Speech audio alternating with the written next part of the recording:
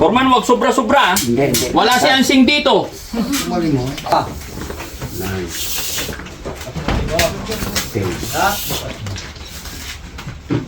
Niloloko mo na yata, Foreman ah. Hindi. Hindi mga kababayan, first day pa lang ha.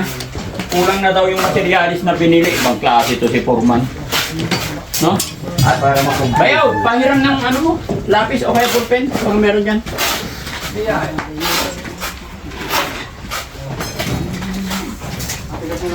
Para makompleto na, oo. Kasi, yun, wala ako dito, Foreman. Opo. Samantalahin mo na yung maghapon nandito ako. Pero bukas, and then, ugma, nandito pa rin ako. Opo. No? Para mapukusan ko to. Para mabilis. Kung kinakailangan maghalo ako ng simento, Foreman, gagawin ko mapabilis lang. Opo. Kasi pag umumpisa ang tag-ulan, kawawa yung mga anak nila. Kawawa yung si tatay, Rotor. Ito na yung sinasabi ko, pagka-renovation, first attack, yan pa lang. Pero pag nabiak mo na, natanggal mo na, di ba? Gaya ng sinabi ko, nung nag-usap kami ni Foreman simula, ito lang. Kaya ngayon nakita namin nung nabaklas, puro anay na pala. Kaya nag-iba yung plano mga kababayan. Tignan natin. Puro anay na. Hindi na pwede yung iba. Ate Lynn, pahiram ng ballpen mo.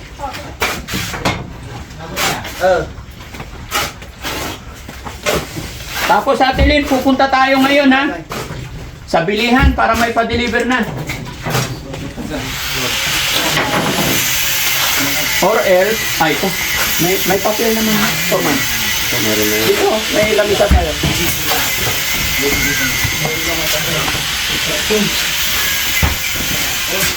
Susukatin ko muna po.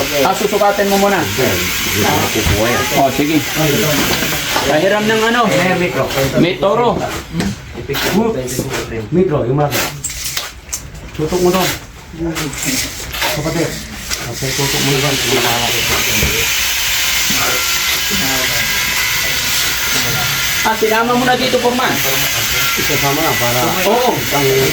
Oo. Sama mo na dito, diretso. Baba mo. 7 minutes. Okay na. Ito na yung 20, ano? Hindi, kung yan. Mula doon. Pag 20, mamaya ito pa ng bangka. Ito yung 20. 1 meters na yan. Ito po. Yan yung 20. Ayan. Ito yung 20 mula doon. Opo. Dalawang kwarto rin. 20 by 16 yung isa.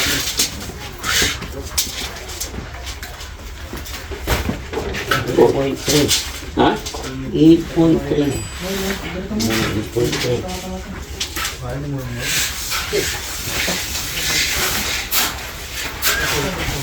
Huwag bitin yung bulada, Foreman. Nakita ko yung bulada nila maliit. Pangit.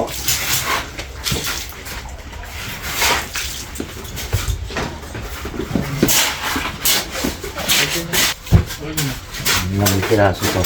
Tingnan ko kung ilang piraso. Delikado na naman to. Pagpasukat-sukat ni Foreman. Itong sinulat ni Foreman. Wala pa mo. Tutong mo pa sila. Ano?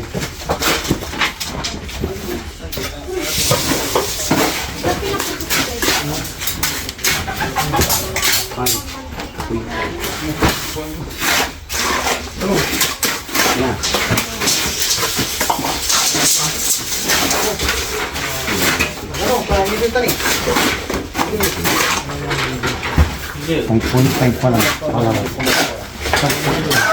5.5. Oh, sayang. Sayang. Yan ang huli.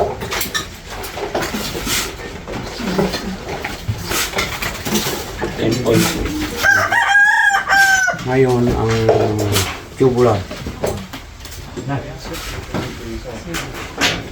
Dahil one side na parang medyo makaan tayo ng konti. Ha?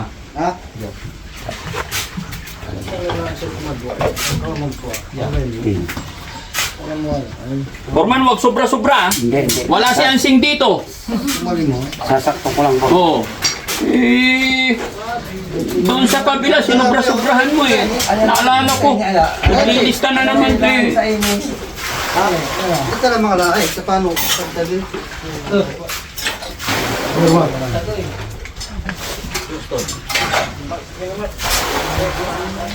Patay, pinsel yun. Pinsel.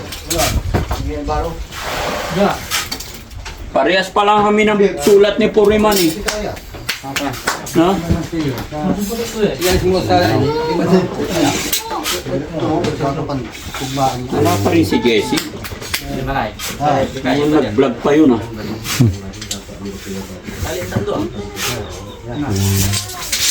Kasi mamimili tayo mga kababayan. Lahat, kumpletuhin natin bago ako magpa-flight. Sige, Purman.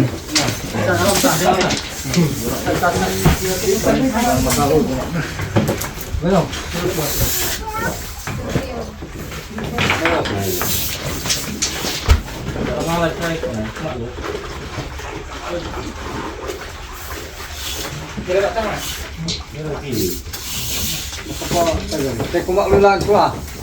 9, 10. Niloloko mo na yata, Purman ah. Hindi, hindi.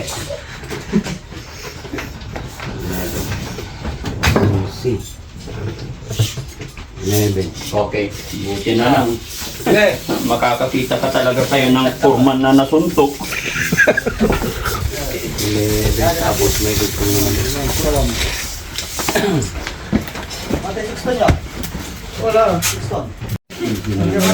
Ang mga kababayan kasi, kadalasan kasi pag naglilista, hindi ako nakatingin. Ngayon, sabi ko nga sa inyo, nakapokus ako.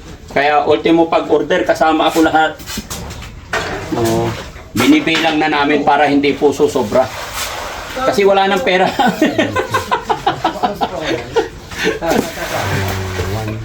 2, 3, 4, 5.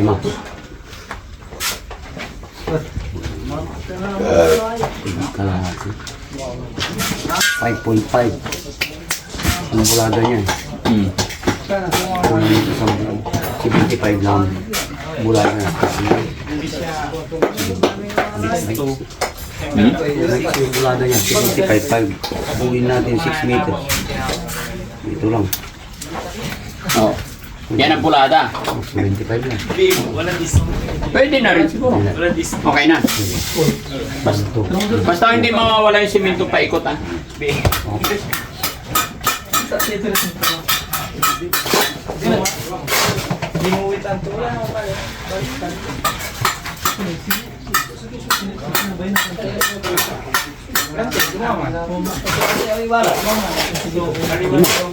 Okay na?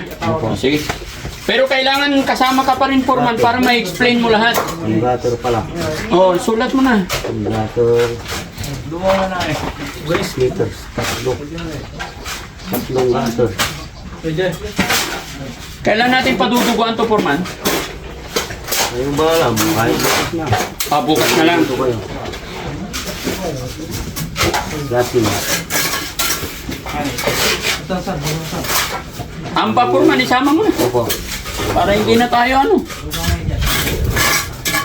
Kasi pag wala ako, tatawag-tawag ka na naman.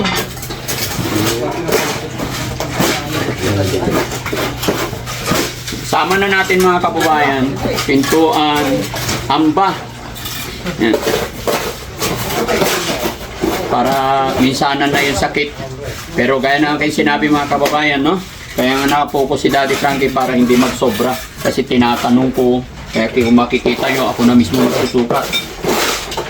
Kasi akala ni Puriman, marami akong pera. Okay na. Okay na, sigurado ka? Opo. Oh, sige. Para ma-follow up na rin yung ano. Ate Lynn, sama ka sa amin. Hindi, hintayin natin si ano, yung driver, si Kuya Jesse. Nasaan? Saan ba wala pa rin si Kuya Jesse?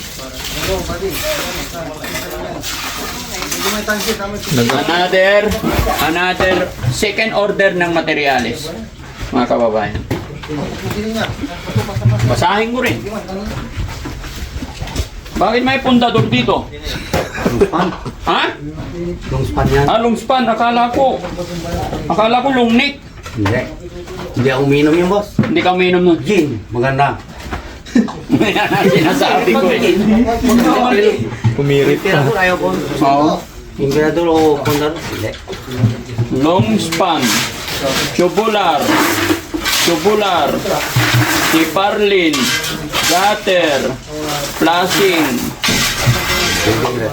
welding rod. Okay. Tilin! Halika, Tilin! Sisya ka na! Samahan mo kami, o-order po kami na para at least alam mo rin kung ano nangyayari dito sa bahay ni tatay tsaka ni Ate Dangdang, no?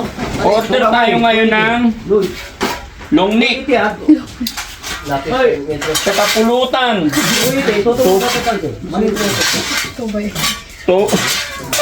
Tuba ito.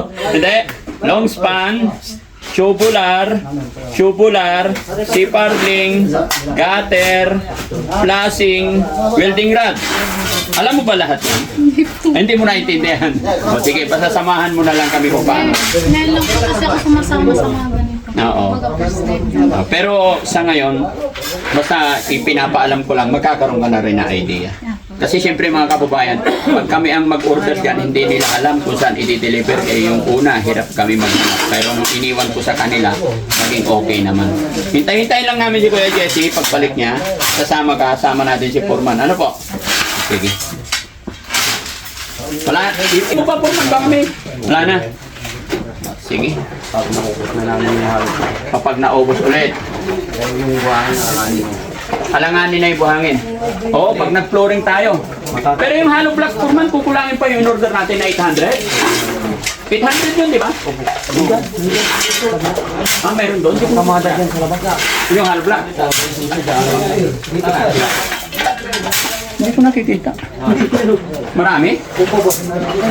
Ayun. Hindi na malala. Oo. Okay yan. Kasi 800 na mga kababayan eh. 800 po yung yung in-order namin na hollow block. Tapos 80. 80 na 80 na simento. Ayan na. Sa mga veterano, mga kababayan, sa mga nakakaintindi sa magpagawa ng bahay, itong second order po ni Foreman, ito po yung nagpabago dun sa unang usapan namin. Kasi nung unang punta namin dito at tinitignan, ito lang po yung gagawin. Pero ngayon nung nabuksan na, hindi na pala pwede kasi puro anay na. Kaya sa second order, ito yung magpapabago dun sa unang usapan namin, mga kababayan.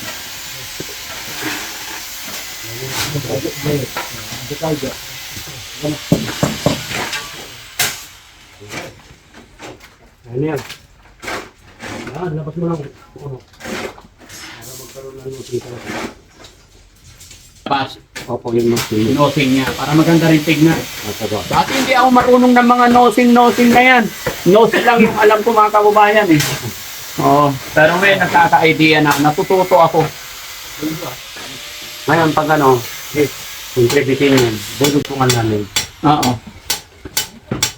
Kasi nandiyan pa yung bubong. Pag napatir na, kapag talagang babaktasin na namin. Pwede na. Pero medyo ayusin muna dito para... Oo, kukulungin muna natin ng pader. Oo. Tapos pader din dito po. Opo. Yan. Ayan, oo. Ito yung ito yung reserva. Oo, reserva. Tapos Foreman, ito magkuklose dito. I-focus pa yan mo. Close mo, hanap Dito ka. tayo gagawa ng pinto. Pero wag mo itatapat doon. Hindi ko tatapat. Gagawa ko ng parak doon. Pag natanggal yung bintana, maaaring umurong ako ng konti doon. Oo. At saka magkakaroon pa ng divider dito. Hindi na. Hindi. Lamisan na dito. Lamisan. Wala na sila kung bibili sila ng divider. Ah, Lagay ng oo. TV. Oo. Yan na lang po. Sige, sige. Para magkaroon ng maganda yung living room. Para mahaba. Oo. Malaki. Sige, sige. Kung lagyan nila ng TV, yung divider na lang nila. Meron naman nagbibili yung boss na move. Lagayan. Para hindi nakatapat. Baka kasi doon ang pintuan Hindi natin. po yung pagtatapasin mo ito. Para magandang tina. Oo.